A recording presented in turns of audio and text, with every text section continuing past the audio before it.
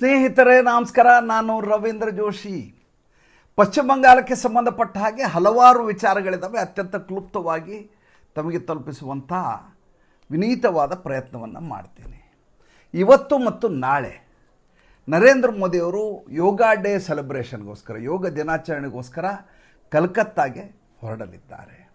ಕಲ್ಕತ್ತಾದಲ್ಲಿ ಮೊದಲು ಇವತ್ತು founders day ಅಂತ ಮೊಟ್ಟ ಮೊದಲ ಬಾರಿಗೆ ಸರ್ಕಾರ ದೊಡ್ಡ ಪ್ರಮಾಣದಲ್ಲಿ ಪಶ್ಚಿಮ ಬಂಗಾಳದಲ್ಲಿ ವೆಸ್ಟ್ ಬೆಂಗಾಲ್ ಫೌಂಡರ್ಸ್ ಡೇ ಅಂತ ಆಚರಣೆ ಮಾಡಲಿದ್ದಾರೆ. ಅದರಲ್ಲಿ ನರೇಂದ್ರ ಮೋದಿ ಪಾಲ್ಗೊಳ್ಳಲಿದ್ದಾರೆ. ಅದಾದಮೇಲೆ ನಾಳೆ ಯೋಗ ದಿನಾಚರಣೆ ಕಲ್ಕತ್ತಾದ ರೆಡ್ ರೋಡ್ನಲ್ಲಿ ಆಯೋಜನೆ ಮಾಡಲಾಗಿದೆ. ಪಶ್ಚಿಮ ಬಂಗಾಳದ ಸರ್ಕಾರ, ಸುವೇಂದು ಅಧಿಕಾರಿ ಅವರ ನೇತೃತ್ವದ ಸರ್ಕಾರ ಒಂದು ಆದೇಶವನ್ನು ಸರ್ಕಾರಿ ನೌಕರಿಗೆ ಹೊರಡಿಸುತ್ತೆ. ಪ್ರಧಾನಮಂತ್ರಿಗಳು ಪಾಲ್ಗೊಳ್ತಾ ಇರುವಂಥ ಕಾರ್ಯಕ್ರಮ ಮತ್ತು ಇಂಟರ್ನ್ಯಾಷನಲ್ ಯೋಗ ಡೇ ಆಗಿರುವ ಪ್ರಯುಕ್ತ ತಾವೆಲ್ಲರೂ ಭಾಗವಹಿಸಬೇಕು ಅನ್ನುವಂಥ ಕಾರಣಕ್ಕೋಸ್ಕರ ಪ್ರಿನ್ಸಿಪಲ್ ಸೆಕ್ರೆಟರಿ ಮೂಲಕ ಹಾಜರಾತಿ ಕಡ್ಡಾಯ ಅಂತ ಒಂದು ಆದೇಶವನ್ನು ಬಿಡುಗಡೆ ಮಾಡುತ್ತೆ, ಸುತ್ತೋಲೆಯನ್ನು ಬಿಡುಗಡೆ ಮಾಡುತ್ತೆ. ಮಾಡಿದ ತಕ್ಷಣ ಎಲ್ಲಿದ್ದರೋ ಏನೋ ನೋಡ್ರಿ, ಎಡಚರರ ಸಂಘ ಇಮ್ಮಿಡಿಯೇಟ್ಲಿ ಕೋರ್ಟಿಗೆ ಮೊರೆ ಹೋಗುತ್ತೆ. ಅಲ್ಲೊಬ್ಬ ವಿಕಾಸ್ ರಂಜನ್ ಭಟ್ಟಾಚಾರ್ಯ ಅಂತ ಇದ್ದಾನೆ, CPMನವನು. ಈತ ಒಂದು ಕಾಲಕ್ಕೆ ಧರ್ಮತಾಲಾದಲ್ಲಿ ಬೀಫ್ ಪಾರ್ಟಿ ಮಾಡಿದ ಮನುಷ್ಯ ಈತ ಈ ಹೋರಾಟಕ್ಕೆ ಇಂಬನ್ನು ಕೊಡ್ತಾನೆ. ಕೋರ್ಟಿಗೆ ಮೊರೆ ಹೋಗ್ತಾರೆ, ಕಲ್ಕತ್ತಾ ಹೈಕೋರ್ಟ್ಗೆ. ಅಲ್ಲಿ ನಿಮ್ಗೆ ಈಗಾಗಲೇ ಗೊತ್ತಿರೋ ಹಾಗೆ ಅಮೃತಾ ಸಿನ್ಹಾ ಅಂಥೇಳಿ ಆನರೇಬಲ್ ಜಸ್ಟಿಸು. ಅಮೃತಾ ಸಿನ್ಹಾ ಅವ್ರ ಬಗ್ಗೆ ಬೇಕಾದಷ್ಟು ನಾನು ಹೇಳಿದ್ದೀನಿ. ಆಕೆಯ ಪತಿಯ ವಕೀಲರಿದ್ದರು, ಈಕೆ ನಿಷ್ಪಕ್ಷಪಾತವಾದಂಥ ತೀರ್ಪುಗಳನ್ನು ಕೊಡೋದ್ರಲ್ಲಿ ನಿಸ್ಸೀಮರು. ಆಮೇಲೆ ಯಾರು ಮುಲಾಜನ್ನು ನೋಡೋದಿಲ್ಲ, ಅತ್ಯಂತ ಕಟುವಾದಂಥ ಟಿಪ್ಪಣಿಯನ್ನು ಮಾಡುವಂಥ ನ್ಯಾಯಾಧೀಶರು ಅಂತೆಲ್ಲ ಹೇಳಿದ್ದೆ. ನೋಟಿಸ್ ಜಾರಿ ಮಾಡ್ತಾರೆ, ಸರ್ಕಾರಕ್ಕೆ ನೋಟಿಸ್ ಜಾರಿ ಮಾಡ್ತಾರೆ. ಯಾರು ಪಕ್ಷದಾರರಿದ್ದಾರೆ ಅವ್ರನ್ನ ಕೇಳ್ತಾರೆ. ಆವಾಗ ಸರ್ಕಾರ ಹೇಳುತ್ತೆ, ನೋಡಿ ಇದು ಇಂಟರ್ನ್ಯಾಷನಲಿ ಆಚರಿಸ್ತಾ ಇರುವಂಥ ಯೋಗ ದಿನ, ಕಡ್ಡಾಯ ಅಂದ್ರೆ ಅದರ ಅರ್ಥ ಬರಲಾರದವ್ರಿಗೆ ಬಲವಂತದ ಕ್ರಮ ಮಾಡ್ತೀವಿ ಅಂತ ಅರ್ಥ ಅಲ್ಲ. ಇದು ವಾಲಂಟಿಯರ್ಲಿ ಜನ ಬರಬೇಕಾದಂಥ ಕಾರ್ಯಕ್ರಮ.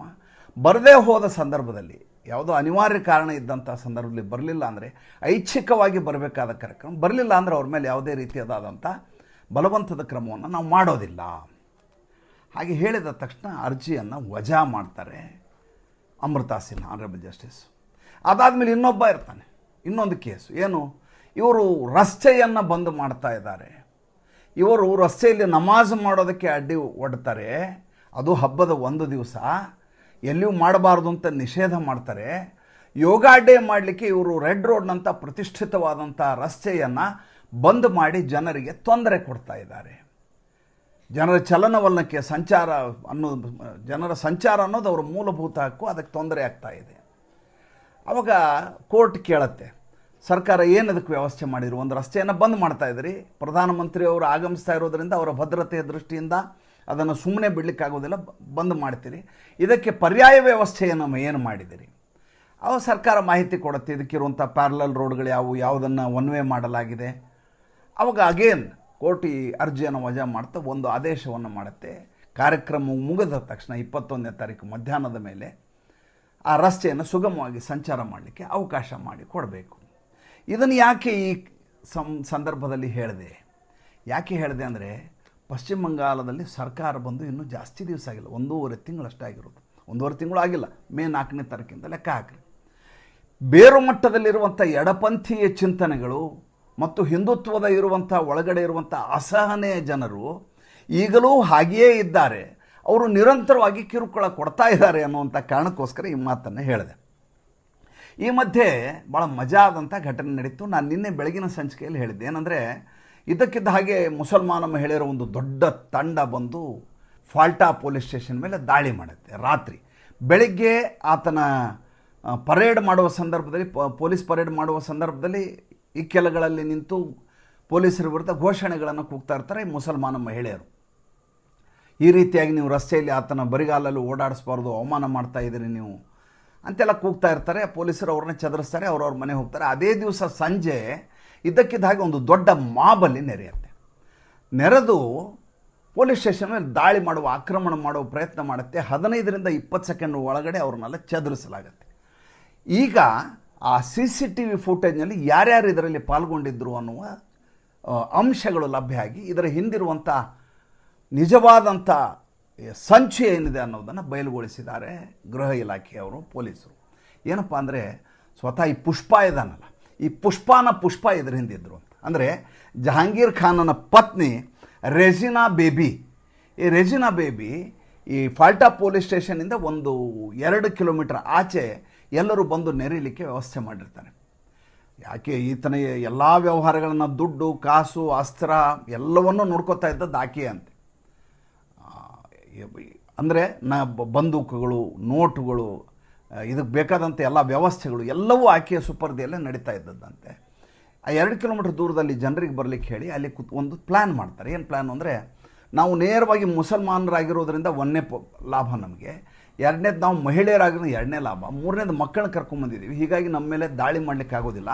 ನಾವೆಲ್ಲ ಹೋಗಿ ನೇರವಾಗಿ ಪೊಲೀಸ್ ಸ್ಟೇಷನ್ ಒಳಗಡೆ ನುಗ್ಗಿ ಬಿಡೋಣ, ನುಗ್ಗಿ ಅಲ್ಲಿಂದ ಜಹಾಂಗೀರ್ ಖಾನ್ ಪರಾರಿ ಆಗುವ ಹಾಗೆ ಮಾಡೋಣ. ಪರಾರಿ ಆದಮೇಲೆ ಆ ಸುತ್ತಮುತ್ತಲ ಪ್ರದೇಶ ಎಲ್ಲೆಲ್ಲಿ ಪರೇಡ್ ಮಾಡಿಸಿದ್ರೋ ಅಲ್ಲೆಲ್ಲ ನಾವು ಗಲಾಟೆ ಮಾಡಿ ದೊಂಬಿ ಮಾಡೋಣ ಅನ್ನುವಂಥ ತಯಾರಿ ಮಾಡಿ ಎಲ್ಲರಿಗೂ ದುಡ್ಡನ್ನು ಹಂಚಿ ಮುಸಲ್ಮಾನ ಮಹಿಳೆಯರನ್ನ ತಯಾರಿ ಮಾಡಿ ಅಲ್ಲಿ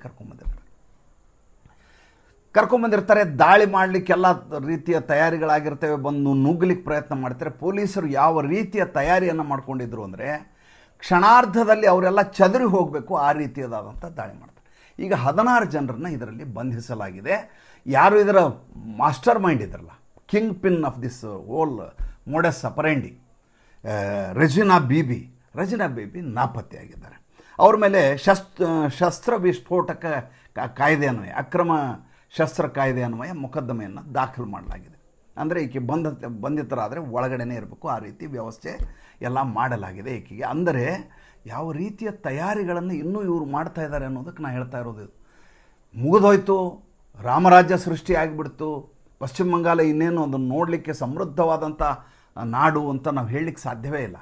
ಇದ್ರ ಜೊತೆ ಇನ್ನೊಂದು ಬೆಳವಣಿಗೆ ನಿನ್ನೆ ಆಯಿತು. ಅದೇನಪ್ಪ ಅಂದರೆ, ಈ ಅಲ್ಲಿ ಹಾಕರ್ಸ್ ಏನಿದ್ದಾರೆ, ಪ್ರತಿಷ್ಠಿತವಾದಂಥ ಈ ಗೋಲ್ ಬಜಾರ್ ಇರ್ಬೋದು, ಬಡ ಮಾರ್ಕೆಟ್ ಇರ್ಬೋದು, ಎಲ್ಲ ಏರಿಯಾ ಇದಾವಲ್ಲ, ದೊಡ್ಡ ದೊಡ್ಡ ಪ್ರದೇಶಗಳು, ಕಲ್ಕತ್ತಾದು, ಅಲ್ಲೆಲ್ಲ ರೋಡ್ ಸೈಡ್ ಬಿಸ್ನೆಸ್ಗಳು ಜಾಸ್ತಿ ನಡೀತಾ ಇದ್ವು. ಇವೆಲ್ಲ ಬಾಂಗ್ಲಾದೇಶಿ ಆಕ್ರಮಣಕಾರರಿಗೆ ಸರಿಯಾದ ವ್ಯವಸ್ಥೆ ಮಾಡಲಾಗ್ತಾಯಿತ್ತು. ಅಂದರೆ ಅವ್ರಿಗೆ ಬೇಕಾದಂಥ ಎಲ್ಲ ರೀತಿಯದಾದಂಥ ಡಾಕ್ಯುಮೆಂಟ್ಗಳು, ಆಮೇಲೆ ಅವ್ರ ಅಂಗಡಿ ಇಡ್ಲಿಕ್ಕೆ ವ್ಯವಸ್ಥೆ, ಅದರಲ್ಲಿ ಅವರು ಕಟ್ಟುಮನಿ ಕೊಟ್ಬಿಟ್ರೆ ಅವರೆಲ್ಲ ಗಾಂಜಾ, ಖೋಟಾ ನೋಟು ಎಲ್ಲ ಕೊಡುವಂಥ ವ್ಯವಸ್ಥೆ, ಎಲ್ಲವೂ ಅತ್ಯಂತ ಆರ್ಗನೈಸ್ಡ್ ಆಗಿ ವ್ಯವಸ್ಥಿತವಾದಂಥ ಜಾಲ ಇತ್ತು. ಈ ಜಾಲವನ್ನು ಸುವೇಂದು ಅಧಿಕಾರಿ ಮಾರನೇ ದಿವಸ ಬೆಳಗ್ಗೆಯೇ ಇಂಪ್ಲಿಮೆಂಟ್ ಮಾಡಿಬಿಟ್ರು, ಅದನ್ನು ಭೇದಿಸುವಂಥದ್ದು ಮಾಡಿ. ಫಸ್ಟ್ ಮಾಡಿದ ಕೆಲಸ ಏನು ಅಂತಂದರೆ, ಈ ಡಮ್ಮು ಮತ್ತು ಹೌಡಾ, ಈ ಯಾವ ಜನನಿಬಿಡ ಪ್ರದೇಶ ಇದಾವಲ್ಲ ಅದ್ರ ಮೇಲೆ ಬುಲ್ಡೋಸರ್ ದಾಳಿ ಮಾಡಿಸ್ಬಿಟ್ರು. ದಾಳಿ ಮಾಡಿಸಿ ಅದನ್ನ ಯಾವಾಗ ಒಕ್ಕಲೆಬ್ಸಿದ್ರು, ಯಾವಾಗ ಖಾಲಿ ಮಾಡಿಸಿದ ತಕ್ಷಣ ಉಳಿದ ಏರಿಯಾದಲ್ಲಿ ಟೆನ್ಷನ್ ಶುರು ಆಯಿತು, ನಮ್ಮನ್ನು ಇದೇ ರೀತಿ ಖಾಲಿ ಮಾಡಿಸ್ತಾರೆ ಅಂಥೇಳಿ. ಇದರ ವಿರುದ್ಧ ಮಾಡಲಿಕ್ಕೆ CPMನ ಬೆಂಬಲ ತಗೊಂಡು ಪ್ರತಿಭಟನೆ ಮಾಡೋದು, ರ್ಯಾಲಿ ಮಾಡೋದು ಮಾಡಲಿಕ್ಕೆ ಪ್ರಯತ್ನ ಮಾಡಿದರು. ಅದು ವರ್ಕ್ ಆಗಲಿಲ್ಲ, ಅದನ್ನೂ ಖಾಲಿ ಮಾಡಿಸಿದ್ರು. ಈಗ ನಿನ್ನೆ ಇಷ್ಟು ದಿನಗಳ ಮೇಲೆ ಮಮತಾ ಬೇಗಂ ಬೀದಿಗಿಳಿದಿದ್ದಾರೆ. ಬೀದಿಗಿಳಿದು ಈ ಹಾಕರ್ಸ್ ಜೊತೆಗೆ, ಅಂದರೆ ಬೀದಿ ಬದಿಯ ವ್ಯಾಪಾರಿಗಳ ಜೊತೆ ಈಕೆ ಪ್ರತಿಭಟನೆಯನ್ನು ನಡೆಸಿದರು. ಸಮಾಧಾನದ ವಿಚಾರ ಏನು ಅಂದರೆ, ಈಕೆಯ ಜೊತೆ ಇದ್ದಂಥವರು ಕೇವಲ ಬೆರಳೆಣಿಕೆಯಷ್ಟು ಜನ. ಮುಂಚೆ ಮಮತಾ ಬೇಗಂ ಬೀದಿಗಿಳಿದ್ರೆ ಲಕ್ಷ ಜನ ಸೇರೋರು. ಜನಸಾಗರ ನೋಡಿದರೆ ಒಬ್ಬ ನಾಯಕಿ ಅಂದರೆ ಈ ರೀತಿ ಇರಬೇಕು, ಇಷ್ಟು ಜನ ಸೇರಬೇಕು ಅಂತ ಅನಿಸ್ಬೇಕು, ಹುಬ್ಬೇರಿಸಬೇಕು. ಆ ರೀತಿಯಾದಂಥ ಜನಪ್ರವಾಹ ಆಕೆ ಹಿಂದಿರ್ತಿತ್ತು. ಆದರೆ ನಿನ್ನೆ ಆಕೆ ಮಾಡಿದಂಥ ಸಂಪೂರ್ಣವಾದಂಥ ಈ ಪ್ರತಿಭಟನೆ ಏನಿದೆ ಸಂಪೂರ್ಣವಾಗಿ ವಿಫಲಗೊಂಡಿತು. ಇನ್ನು ಸನ್ಮಾನ್ಯ ಶ್ರೀ ಅಭಿಷೇಕ್ ಬ್ಯಾನರ್ಜಿ ಅವರು ದೆಹಲಿಗೆ ಬಂದಿಳಿದಿದ್ದಾರೆ. ನಿನ್ನೆ ದೆಹಲಿಗೆ ಬಂದಿಳಿದಿದ್ದಾರೆ. ಅವ್ರದ್ದು ನಿವಾಸ ಮನೆ ಇದೆ, ಅಲ್ಲಿ ಆ ಮನೆಗೆ ಹೋಗ್ತಾರೆ. ಅಲ್ಲಿಗೆ ಮಹುವಾ ಮೊಯಿತ್ರಾ ಬಂದು ನಿನ್ನೆ ಸಂಜೆ ಆಕೆಯನ್ನು ಅವ್ರನ್ನ ಭೇಟಿ ಆಗ್ತಾರೆ. ಬಂಗ್ಲೆಯಿಂದ ಈತ ಹೋಗಿ ಓಂ ಪ್ರಕಾಶ್ ಬಿರ್ಲಾ ಅವ್ರನ್ನ ಭೇಟಿಯಾಗಿದ್ದಾರೆ. ಓಂ ಪ್ರಕಾಶ್ ಬಿರ್ಲಾ ಅವ್ರನ್ನ ಭೇಟಿಯಾಗಿ ನಮ್ಮಿಂದ ಹೊರ ಹೋದಂಥ 20 ಜನ ಸಂಸತ್ ಸದಸ್ಯರೇನಿದ್ದಾರೆ ಅವರ ಅರ್ಹತೆಯ ಪ್ರಶ್ನೆ ಬರುತ್ತೆ ಇದಕ್ಕೆ. ಆದ್ದರಿಂದ ಇವರಿಗೆ ಪ್ರತ್ಯೇಕವಾದ ಸ್ಥಾನಮಾನ ಆಗಲಿ ಅಥವಾ ಅವರ ಸಿಂಧುತ್ವವನ್ನಾಗಲಿ ಮಾಡಿಕೊಡಬಾರ್ದು ಅಂತ ನಮ್ಮ ಪಕ್ಷದ ಮೂಲಕ ತಮ್ಮಲ್ಲಿ ಕೇಳ್ಕೊತೀನಿ ಅಂತ ಒಂದು ಲೆಟರ್ ಬರೆದು ಕೊಟ್ಟಿದ್ದಾರೆ. ಓಂ ಬಿರ್ಲಾ ಅವರು ಯಾವ ರೀತಿ ಅನ್ನೋದು ನಿಮ್ಗೆ ತುಂಬ ಚೆನ್ನಾಗಿ ಗೊತ್ತಿದೆ. ಒಂದು ಒಳ್ಳೆಯ ಸ್ಮೈಲನ್ನು ಕೊಡ್ತಾರೆ. ಸ್ಮೈಲ್ ಕೊಟ್ಟು ಆಯಿತು ಅಂತಾರೆ. ನೀವು ಅದು ಹೆಂಗೆ ಬೇಕಾದ್ರೂ ತಿಳ್ಕೊಬೋದು, ಹಿಂಗಂತೂ ತಿಳ್ಕೊಬೋದು, ಹಿಂಗಂತೂ ತಿಳ್ಕೊಬೋದು, ಹೆಂಗೆ ಬೇಕಾದ್ರೂ ತಿಳ್ಕೊಬೋದು.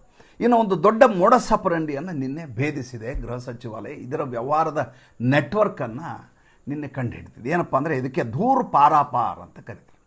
ಏನಿದು ಧೂರ್ ಪಾರಾಪಾರ್ ಅಂದರೆ, ಧೂರ್ ಅಂದರೆ ಒಂದು ಕಡೆ, ಪಾರಾಪಾರ್ ಅಂದರೆ ಆ ಕಡೆಯಿಂದ ಈ ಕಡೆ, ಈ ಕಡೆಯಿಂದ ಆ ಕಡೆ, ಅದಕ್ಕೆ ಪಾರಾಪಾರ್ ಅಂತಾರೆ.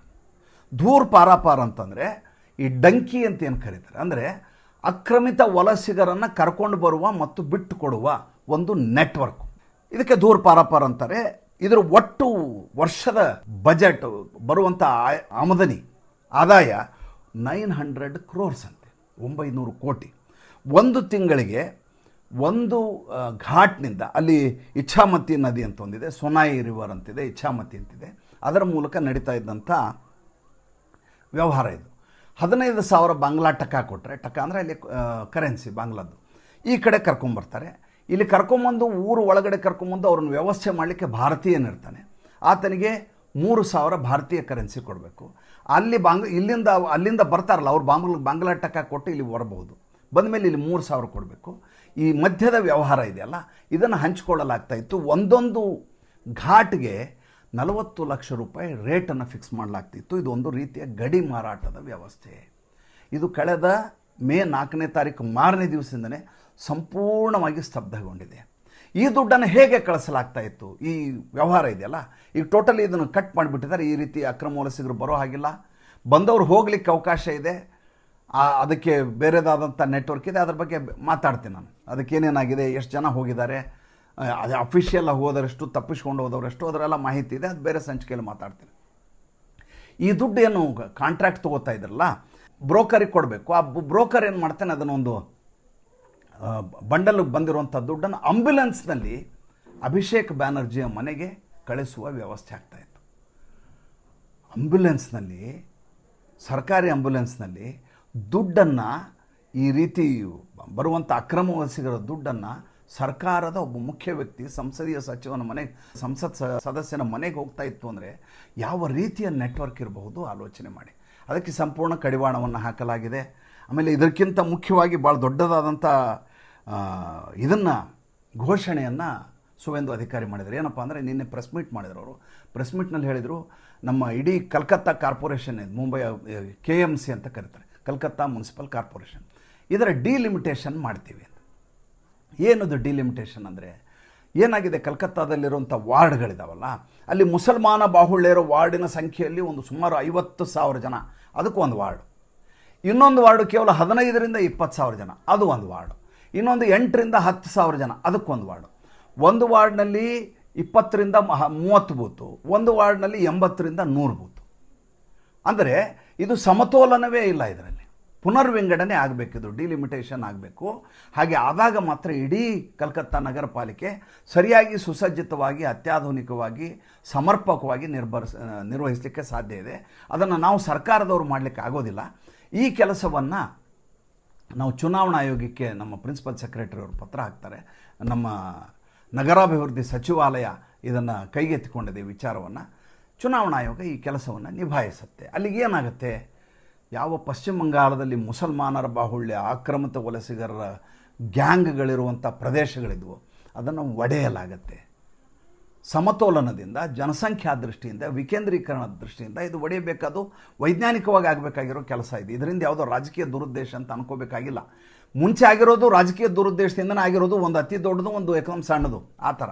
ಈಗ ಹಾಗಲ್ಲ, ಸರಿಯಾಗಿ ಅದನ್ನು ಡಿವೈಡ್ ಮಾಡಲಾಗತ್ತೆ. ನಂಬರ್ ಆಫ್ ವಾರ್ಡ್ಸ್ ಜಾಸ್ತಿ ಆಗ್ತಾ ಹೋಗ್ತವೆ. ನಾಳೆ ನರೇಂದ್ರ ಮೋದಿಯವರ ಕಾರ್ಯಕ್ರಮ ಇದೆ ರೆಡ್ ರೋಡಲ್ಲಿ. ಹೇಗಾಗತ್ತೆ, ನರೇಂದ್ರ ಮೋದಿಯವರು ಏನು ಮಾತಾಡಿದರು, ಮತ್ತು ನಾಳೆಯ ಸಂಚಿಕೆಯಲ್ಲಿ ಮಾತಾಡೋಣ. ಈ ಸಂಚಿಕೆ ಹೇಗೆ ಅನ್ನಿಸ್ತು ದಯವಿಟ್ಟು ತಿಳಿಸಿ. ನಮಸ್ಕಾರ.